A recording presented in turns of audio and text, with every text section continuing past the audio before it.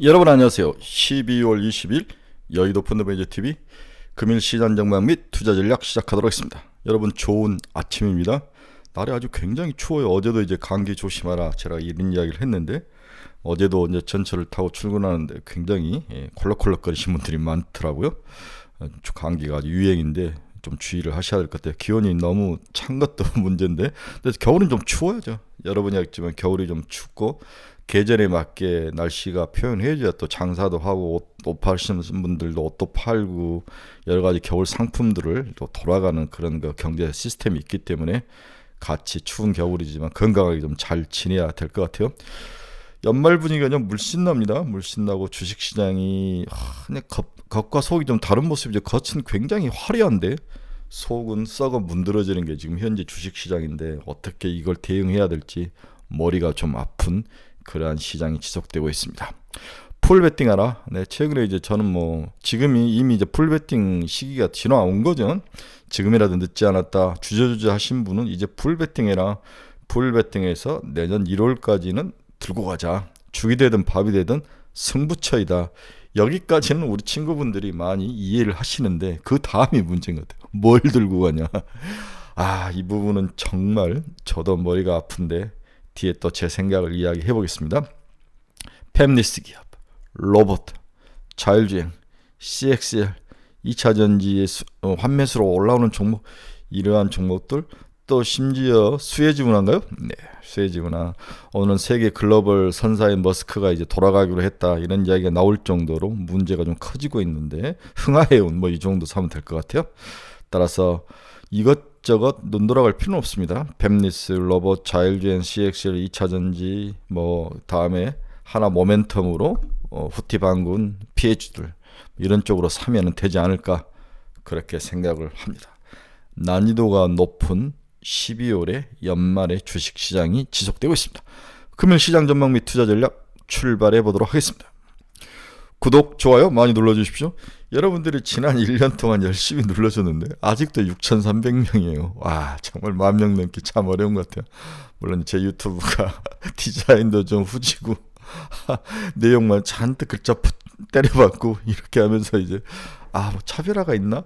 근데 그래프 보고 찍찍거리는 애들보다는 좀 낫잖아요. 그래도 나름대로 또 제 나름대로 또 엣지 있게 분석하려고 노력은 하는데 괴롭습니다. 올해 목표가 10,000명이었는데 괜찮습니다. 천천히 가죠. 다 쓰러질 때 끝까지 포기하지 않는 자가 늘 시체들을 밟고 승리의 트로피를 가져가더라고요. 올해는 이제 6,500명 하고 내년에 꼭 10,000명 달성해 보도록 하겠습니다. 유튜브를 텔러로 싸라 해라 머리 아프고 복잡합니다. 보실 분만 보시고, 그래도 가끔 보면 저의 오랜 구독자들이 있으셔서 힘이 된다 이런 말 한 줄 써주면 되게 힘이 되죠.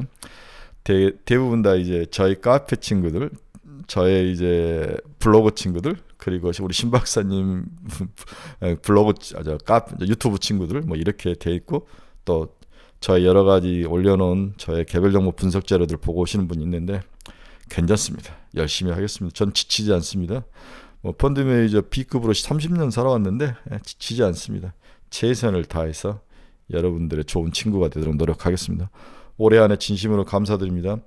여러분들의 그 열화와 같은 성원이 없었다면 지쳤을 거예요. 근데 저를 올해 새벽에 시장이 열리는데 한 번도 안 빼먹은 것 같아요. 지금까지. 저희가 매달 스터디 모임을 하는데 12개월 정말 안 빼고 12달 다 오신 친구분들이 몇 분 계세요. 그분들은 내년에 한번 빼드리려고요. 회비 한번 빼드리려고요. 서로 이제 윈을 해야 될 것 같습니다. 이렇게 서로가 서로를 이해하고 인정해주고 지지해주는 그런 그 핵심 그룹이 있다는 게 핵심인 것 같아요. 저희 유튜브 친구분들 지치지 맙시다. 풀베팅 합시다. 그리고 저를 믿고 끝까지 응원해 주시기 바랍니다. 금일 시장 전망은 지수 출혈 모습. 아직 장이 안 끝났는데 다우는 0.53, 나스닥은 0.51, S&P 500은 0.46. 좋습니다. 정말 미국 주식시장 끝이 없이 올라가고 있습니다. 저는 이 상이 언젠가는 부러지겠지만 지금 고평가죠. 벌써 S&P 500이 17배, 18배까지 왔는데 최고 좋을 때가 20배였는데 거의 다 꼭대기까지 온 것 같은데 내년 1월까지는 잘 견뎌주기를 바라봅니다. 오늘 시장 키포인트 한번 봅시다. 미국 11월 신규 주택 착공 건수가 전월비 14.8% 예상을 대폭 상회를 했네요. 주택 착공 건수 아마 금리가 내려가면서 주택 착공 건수가 혹시 늘지 않았을까. 그 다음에 인플레이션이 잡히고 자재값이 좀 안정이 되고 이러한 것들이 밀렸던 주택 착공 건수가 혹시 늘어나지 않았을까 이렇게 예상을 해봅니다. 유로존 11월 CPI 전년비 2.4% 2년 만에 최저다. 유로존 CPI도 이제 조금씩 잡혀간다. 캐나다 11월 CPI도 전년비 3.2% 2개월 연속 파를 유지하고 있죠. 해운 대기업은 앨런 머스크가 아니라 머스크란 상선회사죠. 홍해 2기로 성박 항로를 변경했다. 이 성박 항로 변동 이 이벤트가 잦아들지 않고 더욱 확대 재생산되는 것 같은데 한국의 흥하온 해운 정도 사면 괜찮지 않을까 생각을 합니다. 미 국방부 40상백 장관급 화상회의에서 후티 반군 해상도발 규탄했다. 미 자동차 공학회에서 전기차 테슬라 충전 기술을 표준화하겠다. 정말 이제 표준화가 됐네요. 표준화가 되면은 이제 스트리밍 하듯이 돈을 받을 수 있는 거죠. 이게 이제 무서운 거죠.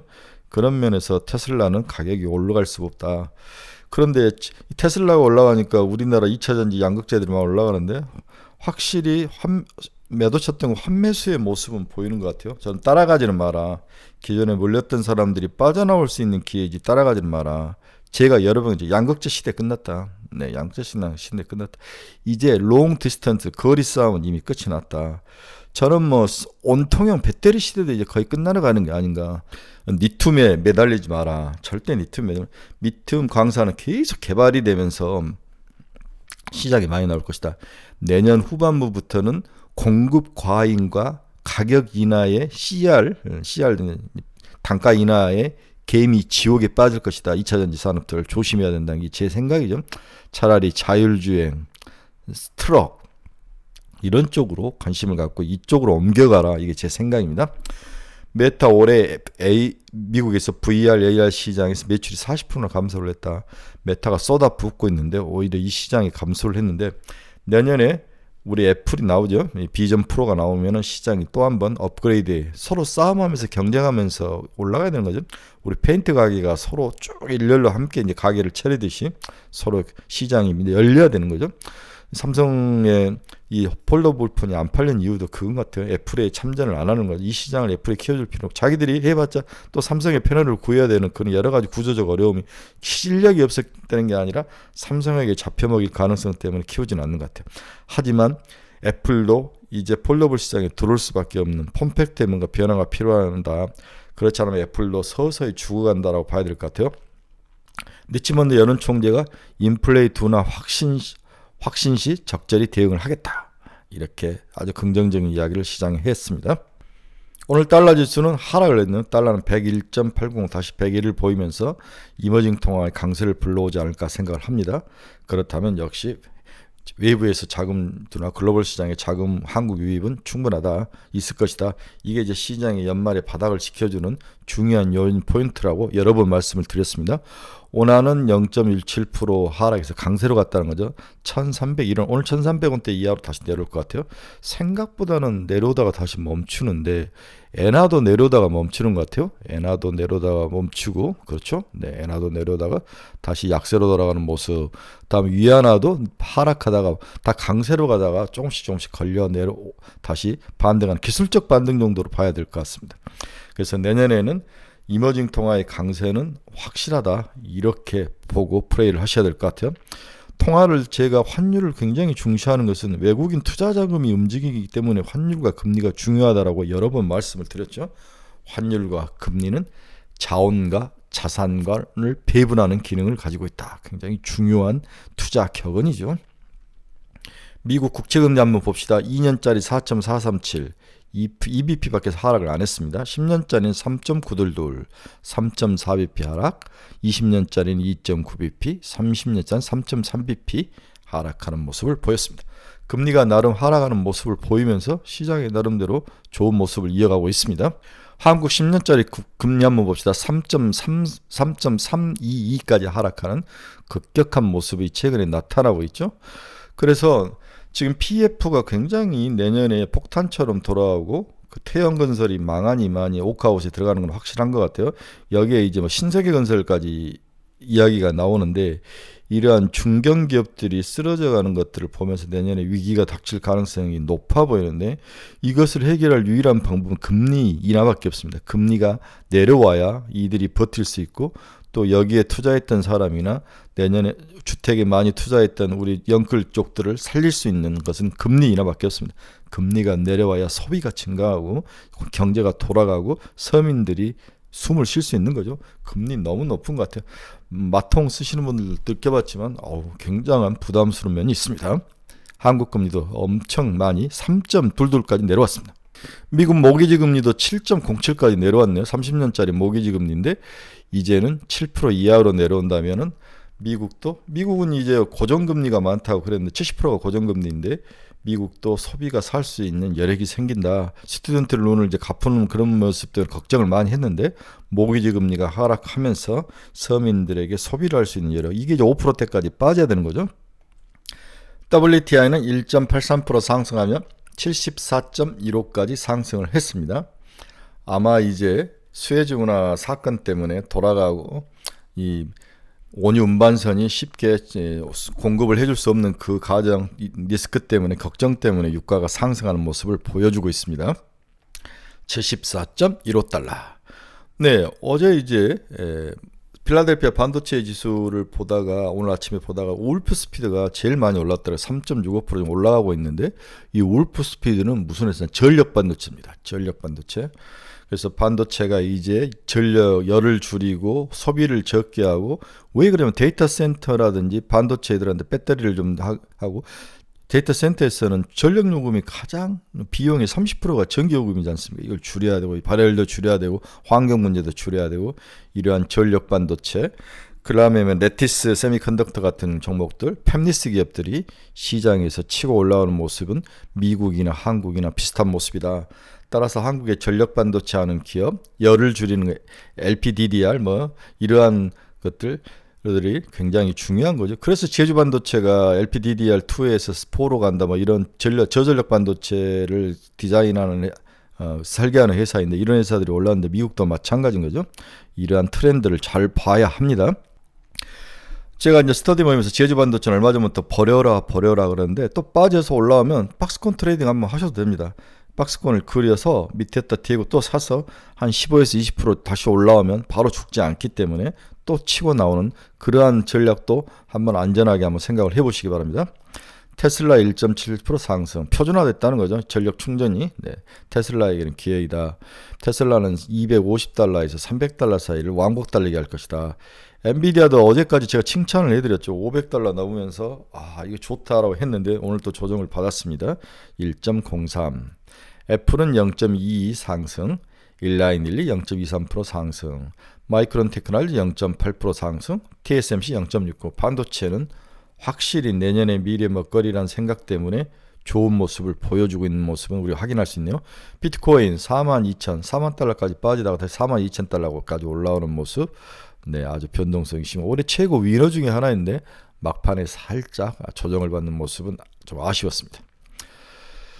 오늘은 JP모건 헬스케어 한번 봅시다. 이게 이제 내년 1월에 있는데 알츠하이머, 당뇨, 비만, 항암 치료, ADC 기술, 신규 모달리티 분야 이렇게 새로운 모습으로 핵심이 이제 이렇게 정해졌는데 알츠하이머, 당뇨, 비만, 항암, ADC, 신규 모달리티 이러한 그 키포인트를 여러분 찍어서 여기와 관련된 종목을 가지고 공부를 하셔야 되죠.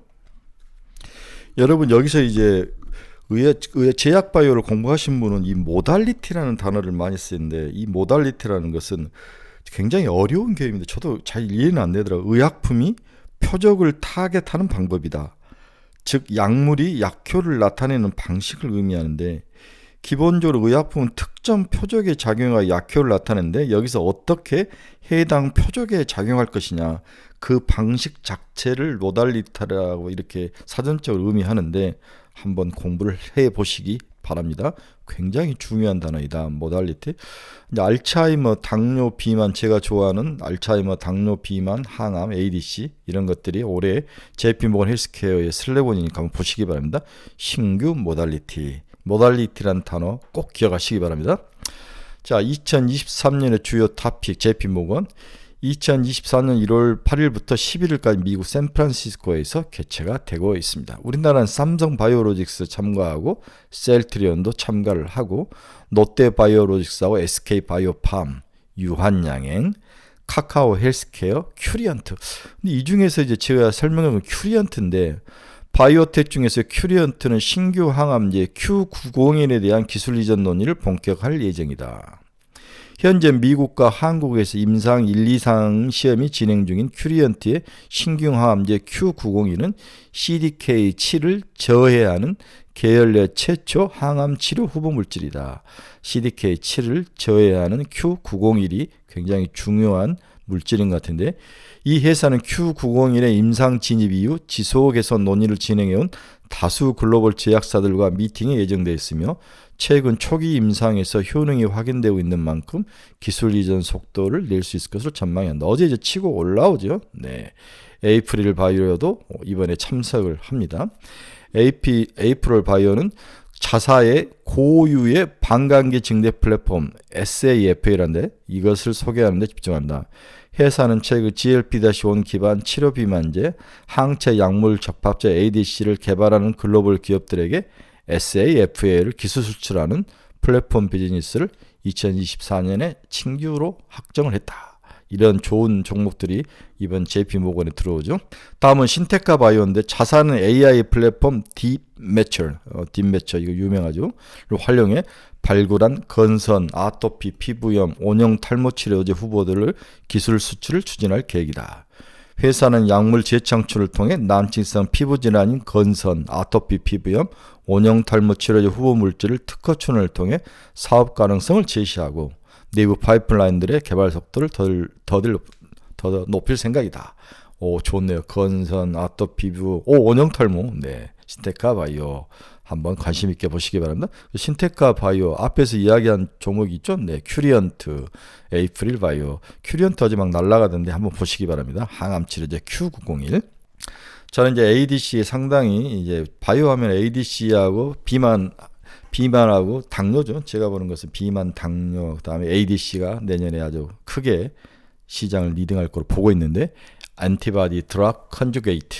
네, 이름도 어려워요. 저도 이제 제약바이오 공부 많이 할 때 막 책상에 써붙이고 외우고 그랬는데 안티바디 드럭 컨주게이트 어떻게 돼 있느냐 이 구조만 한번 제가 여러분들하고 한번 같이 나눠보도록 하겠습니다.